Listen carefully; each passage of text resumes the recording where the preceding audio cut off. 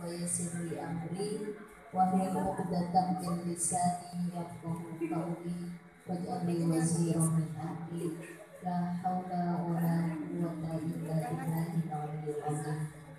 Ibu yang saya sayangi, yang saya banggakan dan saya cintai, dan insya Allah rahmat Allah selalu menaungi kita semua, khususnya di pagi hari yang berbahagia ini, karena kita sedang mengupayakan untuk ingin dekat kepada Allah, ingin mengenal Allah dengan mempelajari ilmu-ilmunya, ilmu Allah. Oleh karena itu, mari kita mengucap syukur kepada Allah Subhanahu wa Ta'ala karena hati kita masih direkatkan, ya, masih dikasih kemampuan untuk, ya Allah senang datang ke majelis ilmu kita.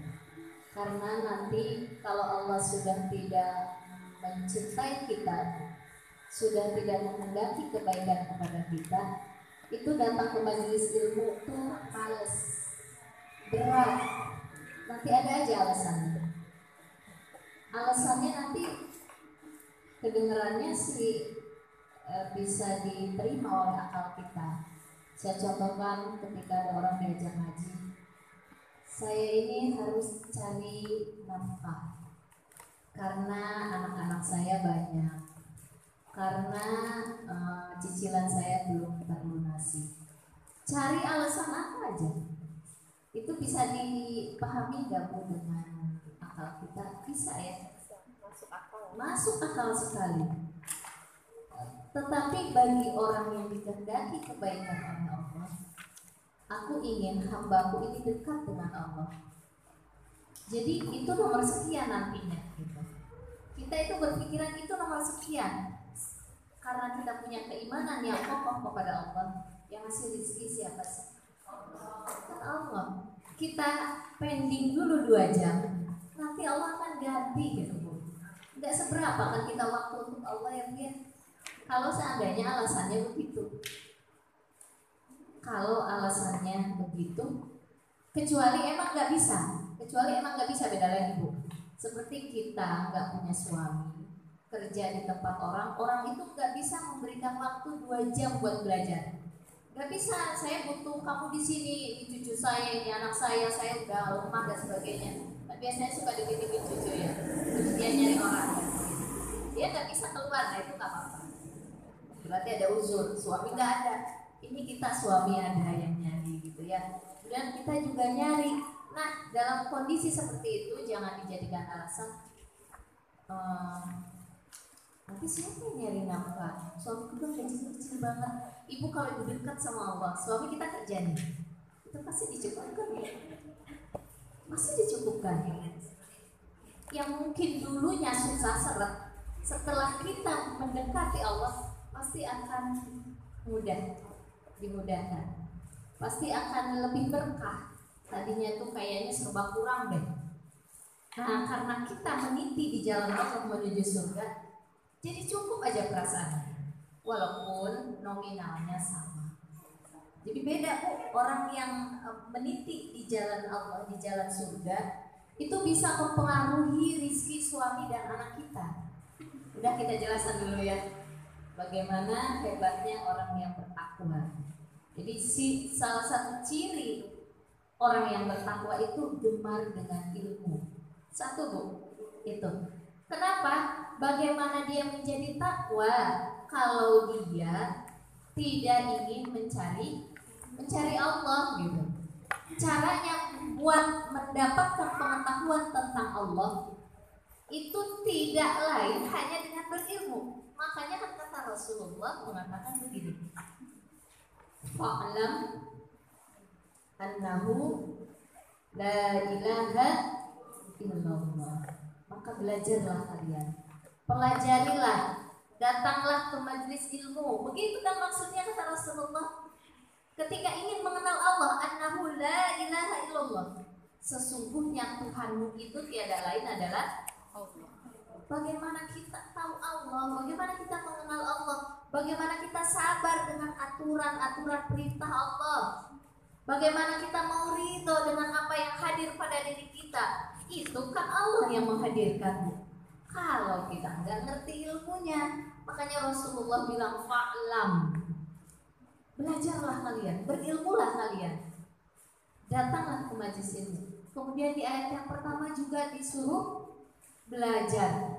Sebelum Rasulullah mengenal Allah, Rasulullah disuruh iqra, bacalah. Bacalah itu artinya apa, Bu?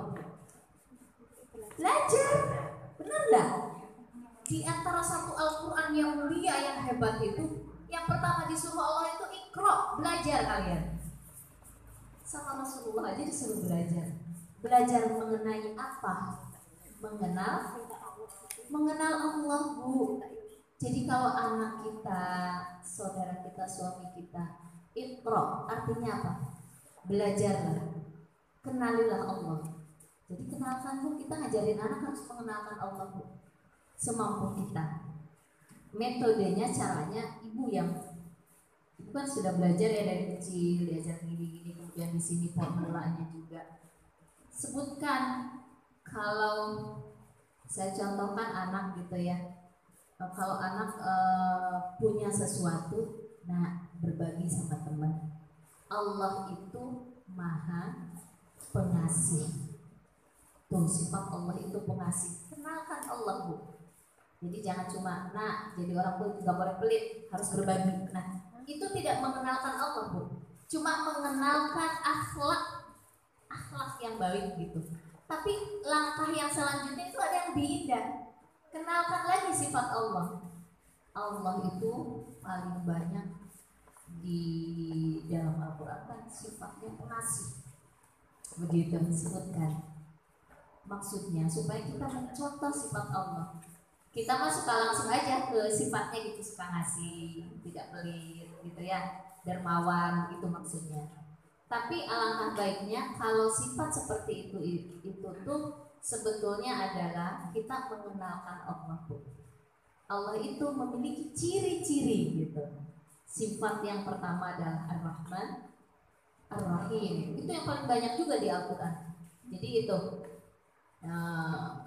Kalau suami gitu, kalau sama suami gimana? Bang ada santunan di masjid buat benerin masjid buat ibu. Yuk kita bantu. Kita kan ini dikasih sama Allah. Allah ini Maha Pengasih, makanya kita dikasih rezeki. Nah sekarang kita diminta untuk ngasih ke masjid, ke musola, ke sekolah, yayasan atau apa, ada bantuan-bantuan. Ketika kita ngasih itu sebetulnya sedang mencontoh sifat Allah. Barang siapa yang mencontoh sifat Allah, kita contoh ciri-cirinya, sifat-sifatnya yang agung. Salah satunya itu Ar-Rahman Ar-Rahim. Karena kita baru belajar Ar-Rahman Ar-Rahim ya, Bu ya. Kita contohkan, maka Allah akan menanamkan rasa Rahman Rahim di dalam qalbu kita. Itu tuh ini salah satu kita mengenal Allah dengan sifat itu, Bu. Contohkan sifat-sifatnya. Nah, bagaimana kita tahu kalau kita mau belajar sifat Ar-Rahman Ar-Rahim? Itu. Jadi kalau saya bilang ke suami juga, kenapa kita manggilnya Yayang? Ya Allah, saya suka gini, Bu, di depan suami saya. Ya Allah, terima kasih Engkau hadirkan seseorang yang sangat menyayangi hamba. Terus kata suami apa sih? Suami selalu begitu. Kalau saya nggak sebetulnya ingin mengajarkan saya dan ingin mengajarkan beliau ya. Karena saya habis mempelajari tentang sifat Rahman Rahim gitu. Ya Allah, alhamdulillah ya Allah hadirkan Engkau yang sayang sama aku gitu ya, sayang sama mama gitu. Gak apa-apa, Bu, nanti jangan dilihat lebaynya dulu ya. Terus kenapa ya kita itu suami istri saling menyayangi? Karena yang menghadirkan sifat yang penyayang. Jadi aku tuh bersyukur sekali sama Allah, begitu, Bu. Saya tuh bersyukur sekali sama Allah, Allah yang Maha Penyayang, Allah yang Maha Pengasih, Allah yang Maha Pencipta menghadirkan sosok yang pecinta di hadapan saya. Apa suami saya? Ya, saya sering begitu tanya suami saya. Dia suka nggak ngelewas itu, nggak, udah gitu. Kenapa? Saya ingin ingin mengeluarkan rasa yang diberikan oleh Allah kepada pasangan kita. Kita bersyukur gitu, Bu. Tapi bersyukur kita tidak membanggakan dia. Setelah itu yang kita banggakan, yang kita angkat, yang kita puji siapa? Allah. Saya bilang Masya Allah, luar biasa Allah. Kita nikmati ini kasih sayang Allah sehingga hadir rasa sayang di hati kita. Jangan ingetin keburukannya, Bu. Jangan ingetin kekurangannya.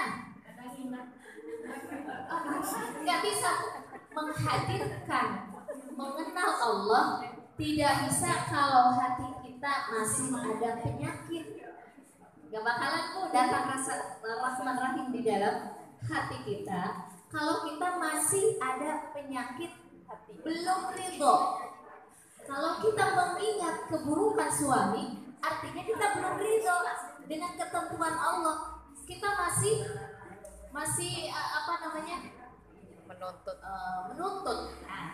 menuntut sesuatu yang belum ada. Kata Allah, nikmati yang ada.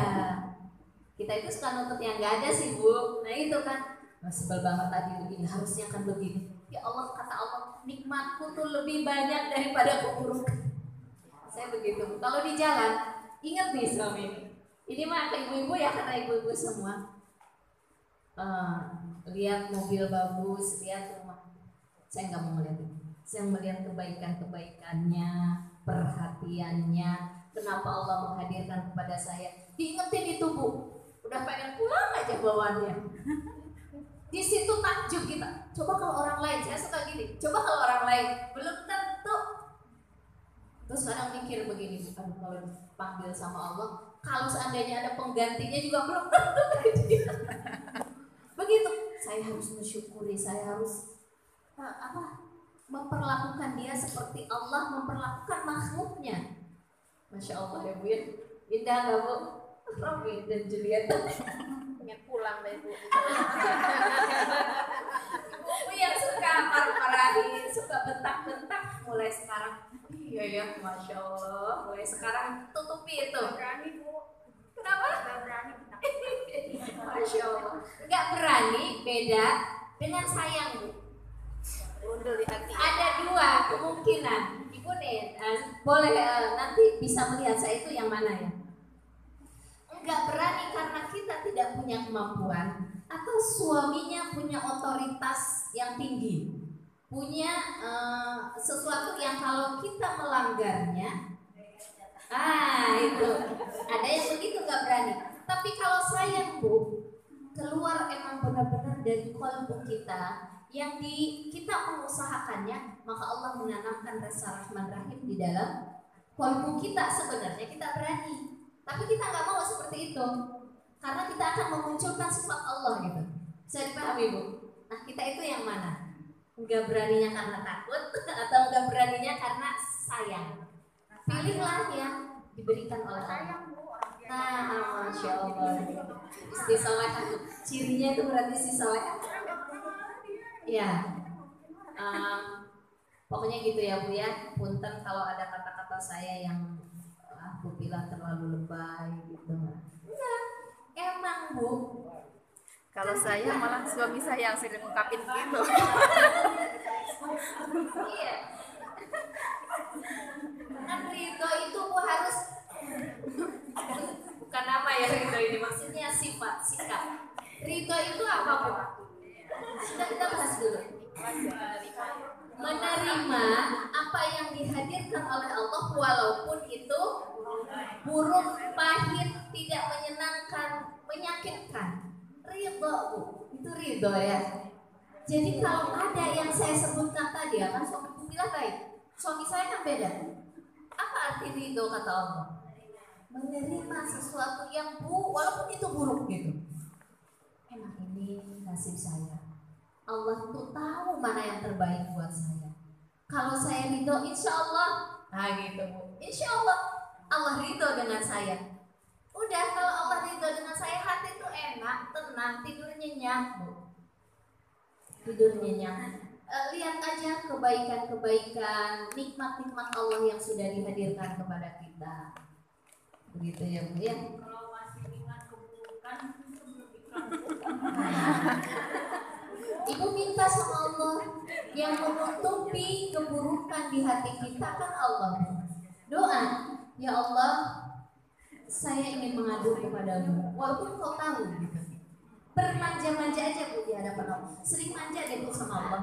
Anak sama orang tua aja kalau manja kita sayang banget ya Bu ya. Masih ada rasa benci, masih ada rasa dendam di hati saya, ya Allah, Engkau angkat ya Allah. Nangis Bu di hadapan Allah. Ya Allah, mohon Kau angkat penyakit keburukan hati, penyakit hati yang ada di dalam hati saya. Iya, ya Allah, ingat boleh Bu, boleh kalau ingat. Kalau nggak ingat nggak normal. Iya. Yang penting tidak membekas. Kalau ingat nggak apa-apa. Dulu saya pernah dimarahin guru, dipukul. Saya ingat. Tapi saya nggak dendam, ketemu salam. Masya Allah, kalau nggak gara-gara dia saya tuh nggak bisa itu. Apalah gitu ya. Begitu. Nggak apa-apa kalau ingat doang, tapi jangan ada membekas, jangan ada dendam. Kalau masih ada, ibu mintakan sama Allah.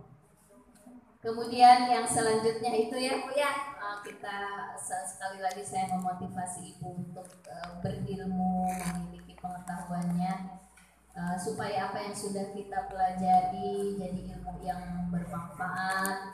Kan saya ulang-ulang terus ya, tapi Allah sebetulnya yang memberikan pengetahuan itu. Kemudian sholawat beserta salam semoga terlimpah tercurah kepada baginda kita Habibana wa Nabiyana Muhammad sallallahu alaihi wasallam. Kata Rasulullah, "Man shalla alayya salatan." Sering kan ibu dengar? "Man shalla alayya salatan sallallahu alaihi biha asara hasanah." Barang siapa yang bersolawat kepada Rasulullah satu kali Bu, maka Allah akan bersolawat kepada kita 10 kali. Bu, kalau kita ngebayangin gini, kalau saya ketika bersolawat kepada Rasulullah, solawat kita itu kan sepertinya tidak ada apa-apanya ya. Tapi kita berusaha untuk bersolawat gitu ya. Itu kalau kita bersolawat satu kali kepada Rasulullah, Allah akan bersolawat kepada kita 10. Bu, yang bersolawat siapa Bu kepada kita? Itu tadi 10 kali siapa? Allah ya Bu ya. Allah siapa Bu? Ya Masya Allah, luar biasa ya. Allah yang bersolawat Bu kepada kita, bukan malaikat juga, bukan siapa, bukan teman apa, bukan pejabat. Kalau presiden yang bersolawat kepada kita, udah beres hidup kita Bu. Apa kekurangannya? Jalannya rusak apa enggak? Anaknya sekolahnya di mana? Oh beres semua Bu. Ini yang bersolawat Allah. Presiden yang bersolawat aja artinya apa? Mencurahkan segala kasih sayangnya. Nah, bagaimana supaya Allah mencurahkan itu, mengganti dengan 10 tadi? Ketika kita bersolawat harus benar-benar sungguh-sungguh Bu solawatnya. Ya Allah, sampaikan salam cinta kasih kami, sampaikan salam cinta kasih sayang kami kepada Rasulullah, dan jadikan Rasulullah itu teladan buat kita. Ini kata Allah ketika kita baca sholawat. Kenapa kayaknya kurang respon dari Allah ya? Ini diganti 10. Allahumma sholli ala sayyidina. Hati mbak masih ngedong kepala sama orang, masih melotot sama suami. Diagungkan Rasulullah, tapi ajaran-ajarannya tidak diagungkan. Nah itu kan berarti berseberangan. Jadi kenapa pengagungan sholawat itu diucapkan? Itu sebagai jalan hakikatnya supaya kita mencontoh dan menteladani sifat Rasulullah, bukan hanya sekedar Allahumma sholli ala sayyidina. Bukan hanya sekedar itu. Ketika kita berzikir pun begitu kan? Yang menyentuh ke dalam kolbu, yang ada di dalam kolbu itulah yang dilihat oleh Allah. Ini mulut Allahumma sholli ala sayyidina Muhammad, tapi hati lagi kesal sama suami, nggak ada Allah di dalamnya, nggak ada rasa cinta kepada Rasulullah. Makanya nggak diganti, nggak dijawab sama Allah salawatnya yang 10 kali.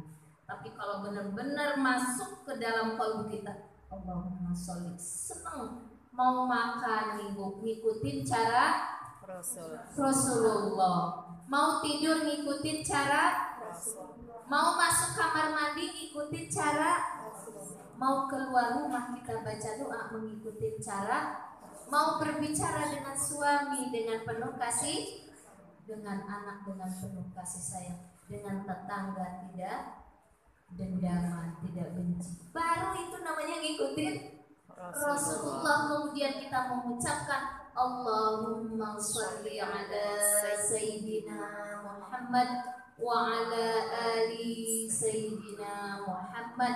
Menyentuh nggak Bu ke dalam kolbu kita? Pasti menyentuh.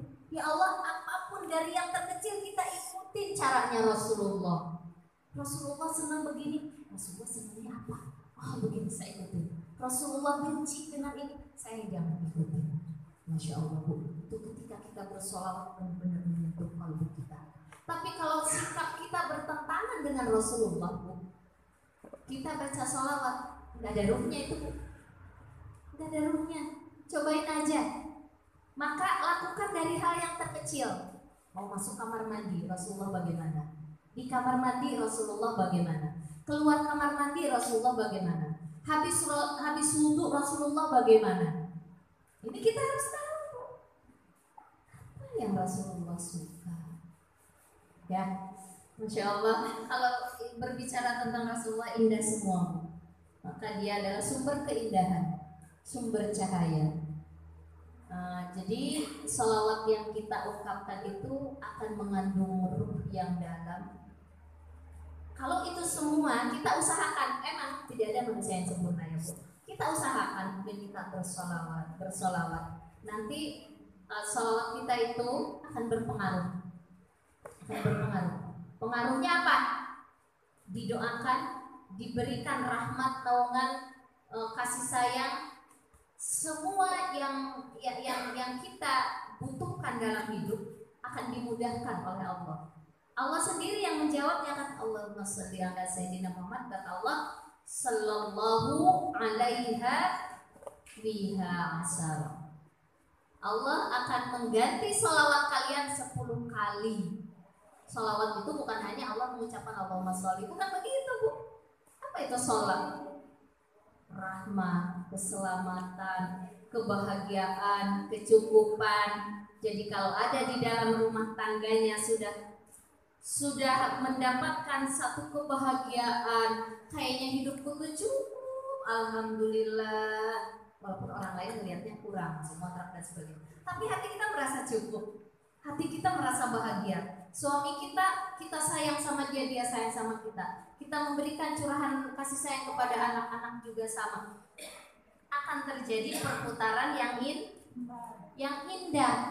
Ada tetangga yang benci sama kita tidak ada kebencian dengan dia. Tidur enak, makan lahap. Suami benci, ada kebencian sama kita, mungkin ada sesuatu yang dia kurang suka, yang tidak sependapat. Tapi ketika kita sudah melakukan sesuatu yang terbaik buat keluarga kita tetap bisa tidur enak, makan lahap, nggak ada beban. Yang penting saya tetap di koridor jalan Allah.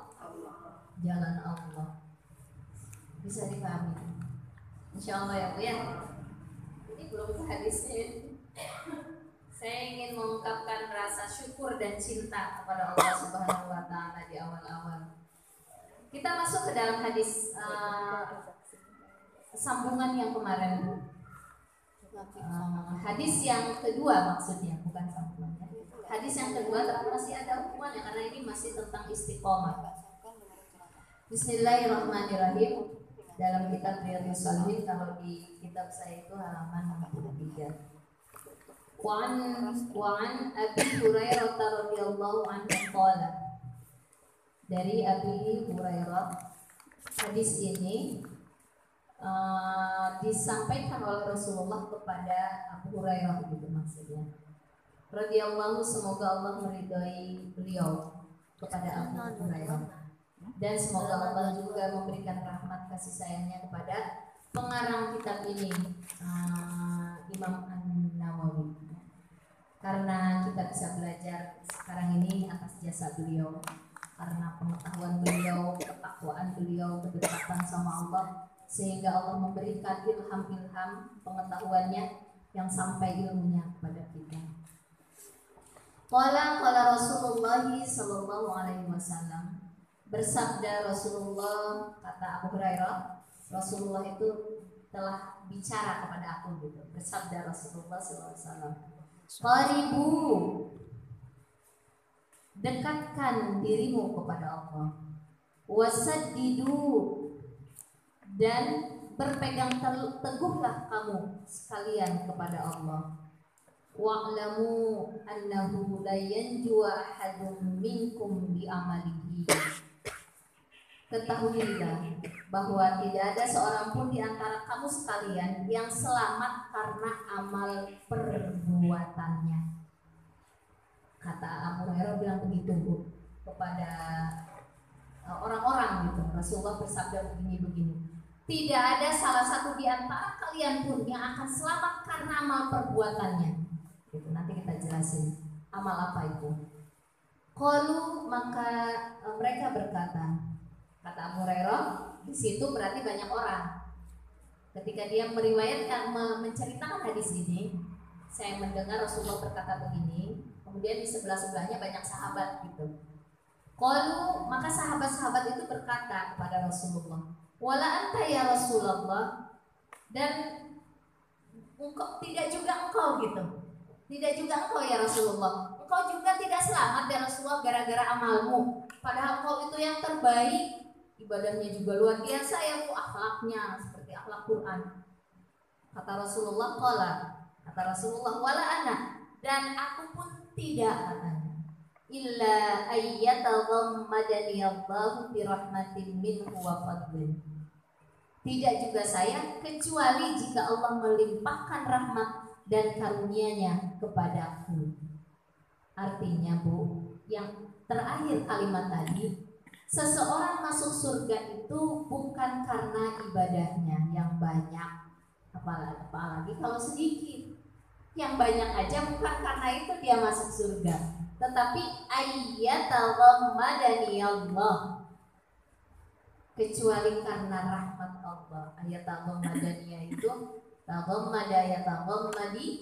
taghammadani Allah, karena kasih sayang rahmat Allah melimpahkan maksudnya ada limpahan rahmat ya, birahmah, melimpahkan ni Allah kepada aku, Allah kepadaku, birahmatihi, dengan rahmatnya dan keutamaan atau karunia-Nya. Rawahu Muslim. Kita pretensi satu-satu ya Bu ya, kalau nggak selesai. Qaribu itu artinya apa Bu? Qaribu itu ketika kita di dalam beramal, itu dalam beribadah kepada Allah, qaribu, dekatkan diri kalian kepada Allah. Kalau di dalam hadis lain ada yang mengatakan sadidu dulu Bu, baru sadidu wa qaribu. Di sini qaribu dulu wa sadidu. Nah kita kalimatnya sadidu dulu aja ya Bu ya, karena yang lebih sinkron kayaknya menurut ahli bahasa dan saya sendiri itu sadidu dulu Bu. Biasanya kan orang kalau disuruh beramal, berusaha, yang terberat dulu gitu, yang banyak dulu, kalau nggak sanggup baru di bawahnya yang ada sedikit lagi, turun lagi begitu. Jadi kayaknya sadidu dulu yang akan kita bahas. Sadidu, bekerjalah kalian dengan berpegang teguh, kemudian semaksimal mungkin, sesempurna mungkin gitu kalau dalam beribadah. Terus maksudnya apa sadidu ini sesempurna mungkin? Kalau diartikan oleh para sahabat, sadidu itu artinya melaksanakan perbuatan dengan ketepatan amal amalnya tepat, kemudian tujuan niatnya benar, dan lurus. Niatnya benar dan lurus, amalnya sempurna. Itu sadidu namanya. Jadi orang yang sadidu itu yang diinginkan oleh Rasulullah dalam beramal, pertama amalnya itu harus bagus, ibadahnya itu harus benar, kemudian harus tepat, kemudian yang selanjutnya niatnya harus ikhlas gitu Bu, maksudnya niat kan di sini niat ya, niatnya harus lurus, tujuannya harus benar, kemudian perbuatannya harus bagus. Ada nggak yang begitu Bu? Saya contohkan, kalau ketika kita sholat yang diminta oleh Rasulullah, sadidu itu maksudnya ya Bu ya di sini, kalau sholat itu harus khusyuk. Khusyuk itu bagaimana? Gerakan semuanya harus menunjukkan rasa ketundukan kepada Allah. Selain itu apa yang dibaca kita maknai. Apa sih itu arti Alhamdulillahirabbil alamin, segala puji bagi Allah. Di situ kita maknai. Kata Allah, Hamidani abdi. Ketika kita membaca alhamdulillah, kita kan sedang memuji Allah ya Bu ya. Hamidani abdi. Di situ ada pujian-pujian kepada Allah. Kita harus memaknai itu Bu. Itu baru sholatnya bagus. Kemudian alhamdulillahirabbil alamin, arrahmanirrahim. Hambaku asna abdi. Hambaku sedang di atas pujian, asna itu Bu. Kalau kita sedang mengagung-agung, menimang-nimang gitu istilahnya. Itu baru 2 kalimat ya. Artinya pertama gerakannya, kemudian khusyuknya, memaknainya. Di situ ada ketundukan, ada keberserahan diri. Kemudian dari satu gerakan ke gerakan lain kita maknai apa? Setelah sholat kita praktekkan gerakan sholat tadi, bacaan sholat tadi, dengan manusia penuh dengan rasa kasih sayang, mengayomi, tidak ada penyakit iri, dengki hati dan sebagainya. Inna sholata tanha 'anil fahsya'i. Kan tujuan sholat itu ya Bu ya. Kita benar-benar praktekkan itu. Kata Rasulullah, ketika kalian melakukan ibadah itu tuh harus seperti itu gitu Bu. Namanya sadidu. Sadidu itu begitu maksudnya Bu. Sempurna semuanya gitu Bu. Sholatnya bagus, akhlaknya bagus. Setelah sholatnya itu baru dalam sholat, belum lagi kalau ngaji. Kalau ngaji bukan hanya sebatas di mulut aja dibaca Yasin wal Qur'anil Hakim, Yasin, terus wal Qur'anil Hakim. Dan sesungguhnya Al-Quran ini yang maha bijaksana. Maksudnya apa bijaksananya Al-Quran? Dipahami, dimaknai, direnungi. Innaka laminal mursalin wa Rasulullah. Sesungguhnya engkau Muhammad benar-benar utusan Allah. Kalau emang Rasulullah tidak berbohong dan benar-benar, berarti kita mengikutinya ya Bu ya, meneladaninya beliau. Sekarang pertanyaannya, kita meneladani beliau enggak sih sebetulnya? Banyak yang belum. Berarti kita belum sempurna. Nah, kata Rasulullah padahal yang diminta adalah sadidu Bu. Kemudian kalau engkau tidak bisa, ada kalimat yang keduanya ini.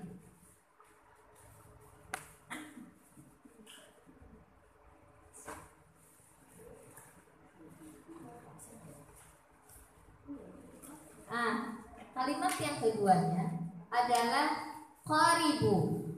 Qaribu itu kalau kalian tidak bisa sempurna seperti tadi, qaribu minimal kalian mendekati gitu. Sholat juga nggak khusyuk, baca Quran juga nggak ngerti gitu ya. Kemudian boro-boro ngamalinnya, ada sebagian yang diamalin, ada yang nggak, itu pun nggak sempurna. Kata Rasulullah, oke, kalian gak sanggup yang pertama, kalian lemah, kalian juga banyak urusan gitu kan. Qaribu, minimal dekati, Bu. Artinya kalau nggak bisa khusus sholat, usahakan di dalam sholat itu jangan terburu-buru sholatnya gitu. Seakan-akan kita sedang tunduk sama Allah, ya Allah saya ini jahil, gak ngerti ya Allah, tapi saya ingin berserah diri kepadamu ya Allah, saya ingin tunduk kepadamu ya Allah, saya ingin dicintai sama Engkau ya Allah. Begitu aja Bu, akui kelemahan kita.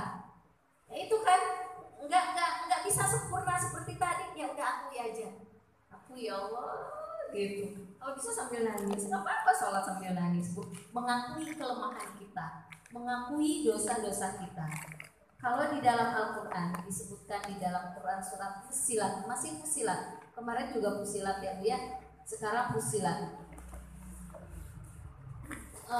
Di dalam Al-Quran surat Fussilat itu ayat 6 Bu ya. Wastaqimu ilaihi wastaghfiru qul innama ana basyarum mislukum yuha ilayya annama ilahukum ilahu wahid fastaqimu ilaihi wastaghfiru. Kan ini babnya istiqomah ya Bu ya. Beristiqomahlah kalian di dalam beramal. Nah, istiqomah dalam beramal itu diminta oleh Rasulullah. Pertama, sadidu, harus sempurna, jangan main-main, jangan asal-asalan. Kemudian kalau kalian gak bisa, qaribu, dekatilah dengan kesempurnaan tadi. Maka ayatnya yang berhubungan dengan ini Quran surat Fussilat ayat 6. Fastaqimu ilaihi, maka istiqomahlah kalian. Istiqomah itu istaqim, artinya ikutilah jalan Allah yang lurus Bu. Maka di dalam surat Quran surat Al-Fatihah apa Bu? Ihdinas siratan, tunjukilah ya Allah jalan yang lurus. Islam disebut juga bisa Islam, disebut juga mustaqim itu istiqomah ya, konsisten di jalan Allah, tidak melirik ke kanan dan tidak melirik ke kiri, konsisten, tidak mengikuti apa yang diajak oleh syaitan atau yang diajak oleh hawa nafsu yang menjerumuskan juga. Pokoknya saya mau hidup lurus, ihdinas siratan mustaqim, begitu maksudnya Bu. Apa sih siratal mustaqim itu? Siratal ladzina an'amta alaihim, orang-orang yang diberikan jalan kenikmatan di dalamnya. Siapa aja orang yang diberi kenikmatan tadi Bu? Jadi orang yang meniti jalan siratal mustaqim itu orang-orang yang mendapat nikmat. Siapakah orang yang mendapat nikmat? Alladzina an'amallahu alaihim, yaitu orang-orang yang telah diberikan nikmat oleh Allah. Pertama, minan nabiyina, yaitu golongan para nabi. Jadi orang yang istiqomah itu Bu, berarti orang yang telah diberi nikmat, mampu dia konsisten di jalan Allah, tidak melirik ke kanan ke kiri. Pokoknya mau susah mau senang, jalan terus di jalan Allah. Pertama adalah para nabi. Yang sadidu ini berarti waqaribu, yang pertama adalah para nabi. Sekarang pertanyaannya, istiqomah itu susah apa mudah? Susah. Kesusahan yang pertama berarti diderita oleh para nabi. Kita nggak ada apa-apanya. Dia istiqomah luar biasa istiqomah itu. Susahnya bukan main tuh para nabi. Nabi mah punya kesalahan sedikit aja langsung dihukum Bu. Ibu mau tahu kesalahan Nabi Yusuf? Kenapa dia ceburin ke sumur? Kenapa dia dimasukkan ke dalam penjara? Karena dosa beliau. Ada yang tahu? Dosanya Nabi Yusuf? Belum tahu. Karena Nabi Yusuf merasa ganteng. Dari saudara. Karena emang ganteng, tapi Allah nggak suka. Allah cemburu Bu. Kalau orang sudah istiqomah, dosa sedikit langsung Allah celupin supaya langsung bersih lagi. Celupin supaya langsung dosa. Nggak sih Bu, kita merasa cantik. Dosa. Kayaknya nggak dosa ya, kayaknya. Tapi Allah tahu hati yang ngasih kamu cantik siapa? Allah. Allah. Kenapa kamu merasa bangga? Itu titipan aku, bangga lagi gitu kan? Kalau ada anak kita suka, itu titipan Allah deh, jangan bangga. Itu nanti akan mendatangkan masalah, Bu. Begitu, Masya Allah, Bu. Saya kalau lihat para nabi itu, kenapa Nabi Ibrahim dihukum supaya menyembelih anaknya? Ada yang tahu juga, Bu? Hah? Enggak, bukan begitu. Karena Nabi Ibrahim puluhan tahun gak punya anak, Bu. Kemudian dia punya anak, bangganya luar biasa kan? Sayangnya luar biasa. Allah cemburu, Bu. Kenapa? Karena engkau akan aku abadikan namamu sampai akhir kiamat di dalam sholat kita. Benar nggak? Ketika engkau bangga, yang ngasih siapa? Anakmu yang ngasih siapa? Oh, ditimang-timang ganteng, cakep, luar biasa. Masya Allah, saya ketika mempelajari itu, oh begitu. Kenapa? Semua para nabi begitu, Bu. Ada sebab-sebabnya kenapa dia diberi hukuman seperti itu. Tapi artinya hukuman para nabi itu adalah rasa cinta Allah kepada mereka. Setelah dihukum diangkat oleh Allah, Bu. Allah ingin mengangkat terus, Bu, sebetulnya. Cuma karena ada noda, setitik noda, Allah tidak menginginkan itu. Dicelupin dulu, dibersihin dulu. Gimana kalau kita ya, Bu ya? Tiap waktu berdosa ya, Bu. Nabi sedikit berdosa aja, Bang, dia timang-timang anaknya suruh disembelih sama Allah. Kalau kita suruh sembelih jangan ngikutin, Bu. Kalau disuruh mimpi sembelih anakmu gitu, jangan diikutin, Bu. Kita bukan Nabi. Begitu. Ya sudah, itu 2 contoh Nabi ya, Bu. Banyak contoh lain, Nabi Nuh, Nabi Yunus, kenapa gitu? Ada semuanya, Bu. Itu pelajaran buat kita, Bu. Jadi usahakan jangan suka koleksi dosa gitu. Kita gimana caranya? Diberikan solusinya oleh Allah di dalam Quran surat Fussilat ayat 6 ini. Fastaqimu ilaihi wastaghfiru. Istiqomahlah kalian di jalan Allah, wastaghfiru, dan beristighfarlah kalian. Di sini tidak ada indikasi orang itu berdosa. Di sini kan Allah suruh istiqomah. Setelah orang istiqomah suruh istighfar. Dia udah istiqomah, udah di jalan Allah lurus benar, kemudian istighfarlah. Apa artinya? Menurut ahli tafsir, para mufassir, para ulama, artinya ketika kita istiqomah di jalan Allah, udah sholatnya rajin, benar hidup kita, Bu, mencontoh sifat-sifat Allah, puasa kita juga bagus, bukan hanya muasain perut aja gitu, tapi muasain yang ada di hati kita, hilangin sifat-sifat buruk tuh, kemudian muasain mulut kita, kebanggaan yang ada di hati kita, pokoknya dikuasain semua. Tapi ujung ayatnya wastaghfiru, istighfarlah kalian kepada Allah. Apa artinya, Bu? Tidak ada manusia yang sempurna.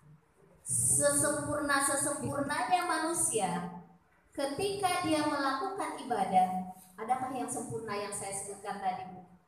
Yang awal sajidu itu udah tunduk, udah khusyuk, paham, mengenal Allah, setelahnya akhlaknya bagus luar biasa, pokoknya udah kayak melebihi malaikat, ada enggak? Sedangkan yang diminta oleh Allah itu seperti itu.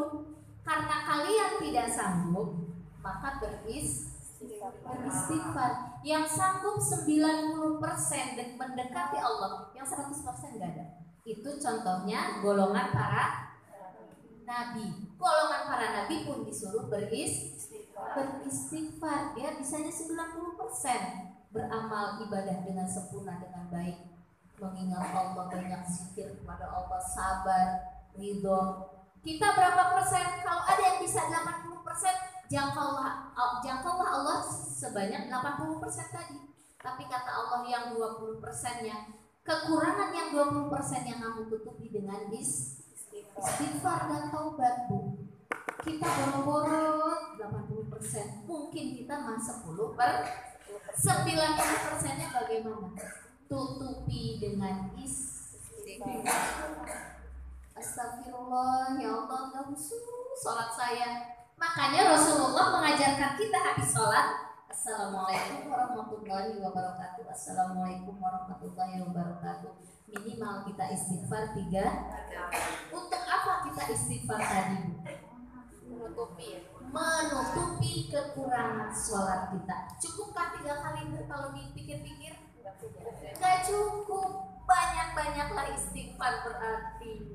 Ini Nabi hanya menyebutkan kalau sholatmu bagus banget gitu. Kita gak bagus sholatnya ya. Astagfirullahaladzim. Jangan habis sholat langsung berdiri lari Bu. Kayak orang udah suci bersih gitu. Istighfar bahwa sholat kita belum sempurna, masih banyak salahnya. Kita yang sholatnya asal-asalan. Bagaimana kalau ada yang sholatnya emang udah khusyuk Bu? Yang udah khusyuk pun belum sampai kepada kesempurnaan. Begitu Bu maksudnya ya. Fastaqimu ilaihi wastaghfiru. Istiqomahlah kalian dan mohon ampunlah kepada Allah. Jadi harus banyak istighfar kita ini Bu ya. Kita terusin ya Bu. Wa'lamu annahu la yanju ahadun minkum bi'amalihi. Ketahuilah oleh kalian bahwa kalian itu tidak akan apa Bu di sini?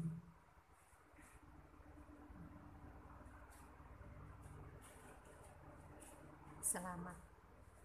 Yang selamat. La manjaa la malja'a wa la manja minka illa ilaih. Kan ini asal katanya dari ya ini yanju manja sama Bu. Selamat. Tidak ada keselamatan kecuali datangnya dari engkau, dari Allah gitu. Jadi amal kita sebagus apapun amal kita, apalagi udah amalnya bobrok ya Bu ya kayak kita ya. Sila ada papanya lah dibanding para nabi. Itu artinya tidak akan menyelamatkan kamu ke dalam surganya Allah. Dengan amal-amalmu itulah kalian tidak akan selamat gitu. Begitu Bu. Lalu maka mereka berkata, wala anta ya Rasulullah, walaupun tidak engkau ya Rasulullah, engkau juga enggak gitu ya Rasulullah. Kata Rasulullah, iya saya juga tidak. Ibu ada yang tahu bagaimana ibadahnya Rasulullah? Ada yang sering kita dengar sampai kalau sholat malam ya Bengkak kakinya. bengkak kakinya. Kalau kita ngebayangin bengkak itu Bu, lamanya berapa jam? Berjam-jam. Masya Allah, bengkak kakinya.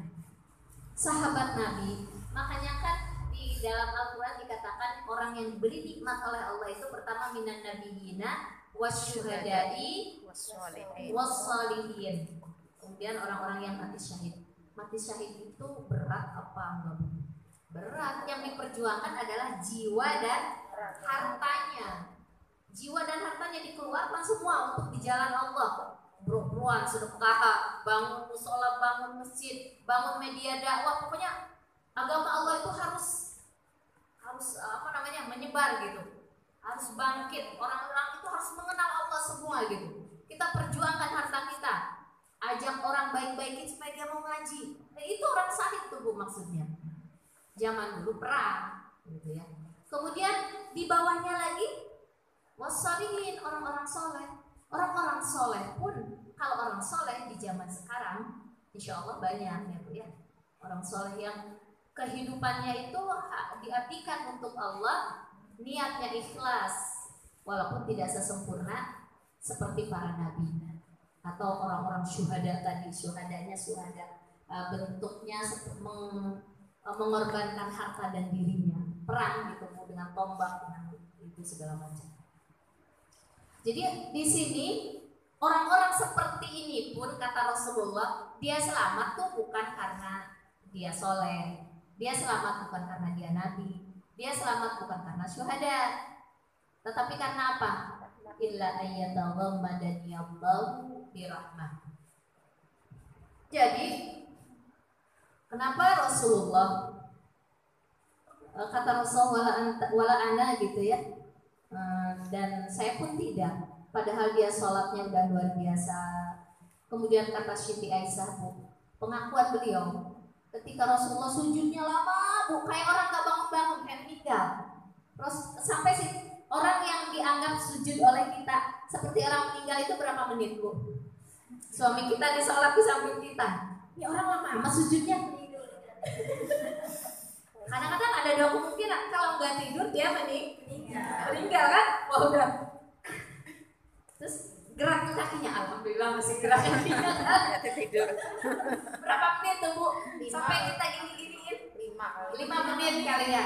Ini kok lama banget baca apa gitu. Tapi alhamdulillahnya masih gerak. Coba kalau nggak gerak, Bu, aduh nangis. Terus setelah sholat, si Tessa tuh nungguin gitu ya, aku mau nanya nih, kok lama amat sih sholatnya gitu, sampai bengkak, sampai kalau sujud seperti orang meninggal gitu ya. Ya Rasulullah, kenapa sih engkau itu bahasa Arab ya Bu ya, saya cuma mengerti Kak. Kenapa engkau itu ibadah itu seperti orang yang banyak dosa lah gitu ya. Padahal kan engkau gitu ya. Udah jamin nih sama Allah, udah dapat ridho Allah, udah dijamin masuk surga, diampuni dosa yang lalu, pokoknya udah sempurna lah ya gitu. Terus apa jawaban Rasulullah? Afala uhibbu an akuna 'abdan syakura. Apakah aku tidak pantas menjadi, aku tuh suka gitu menjadi hamba yang bersyukur kepada Allah. Jadi kenapa dia bersyukur seperti itu, Bu? Karena kalau kita tahu makna dari dengan ibadah kita itu bukan yang memasukkan kita ke dalam surga, artinya kata para ulama nih, penjelasannya ya Bu ya, ketika kita mampu bertakbir kepada Allah, Allahu Akbar, kita sholat nih ibadah, itu takbir kita itu karena rahmat Allah, karena ditolong sama Allah, sehingga itu yang menghantarkan kita ke surga. Jangan dulu kita bangga karena kita banyak tahajud. Mungkin di sini banyak yang ahli tahajud, banyak yang ahli Quran, banyak yang ahli infak. Kalau melihat ayat ini, itu artinya kenapa kita rajin infak, Bu? Karena Karena rahmat Allah. Berarti orang yang rajin infak itu orang yang dapat rahmat Allah. Kenapa orang bisa rajin dia sholat tahajud? Berarti Mendapat rahmat rahmat Allah Allah. menghampiri dia. Kalau nggak ada rahmat Allah, dia nggak bakalan bisa bangun tengah malam, nggak bakalan bisa baca Quran. Jadi karena rahmat Allah, makanya sebanyak apapun ibadah kita jangan ada rasa bangga gitu. Kenapa kita mampu berbicara seperti ini, ngomong, bisa terang dan sebagainya? Ngapain kamu bangga, bilang?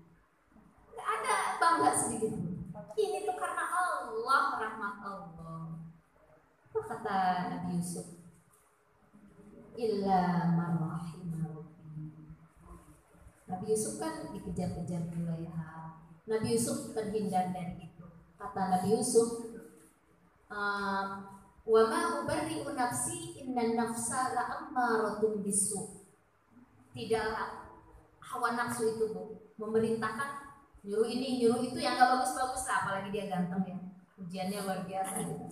Tapi apa? Illa marrahimah Rabbi. Kecuali yang dirahmati oleh Allah. Artinya Nabi Yusuf ingin mengungkapkan, saya ini soleh itu karena rahmat Allah. Begitu, Bu.